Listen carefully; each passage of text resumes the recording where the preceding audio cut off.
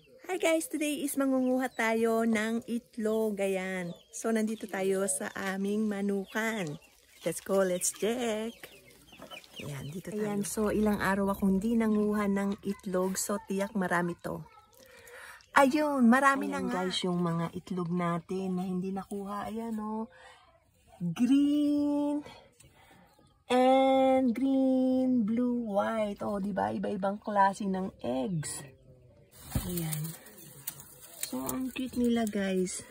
Ayan yung kanina, ayan yung mga manok na nangingitlog ng gantong kulay. Ang cute, diba? Maliliit lang siya, guys. Ewan ko kung talagang maliit ang size nito kasi first time namin nagkaroon ng gantong eggs.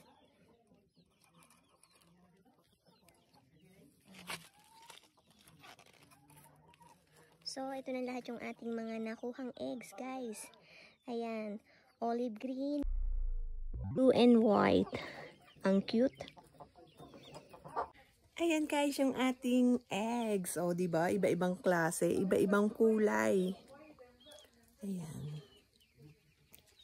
Ayan. From, Americana. Ayan yung kanyang eggs. Ang kanyang chicken is Americana ba yung Rucana.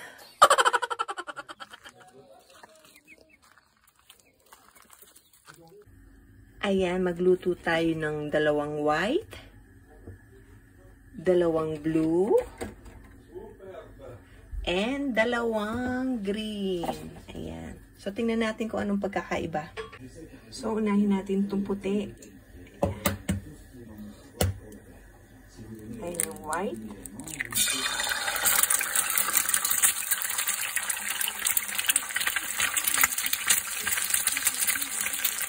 Ito na ang blue. Ayan yung blue.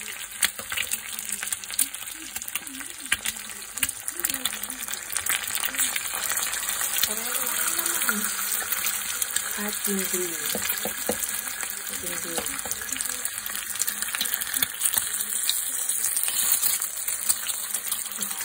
Iba-ibang kulay, pero para-pareho lang yung laman.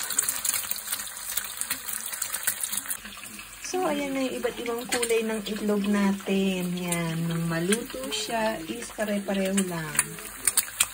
Ayan. Oh, luto na ang ating side up. Ayan yung egg.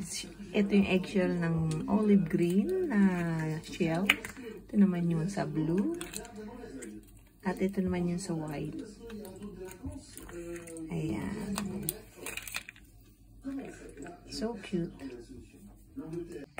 So, ito yung ating eggshell ng blue, white, and green na eggs.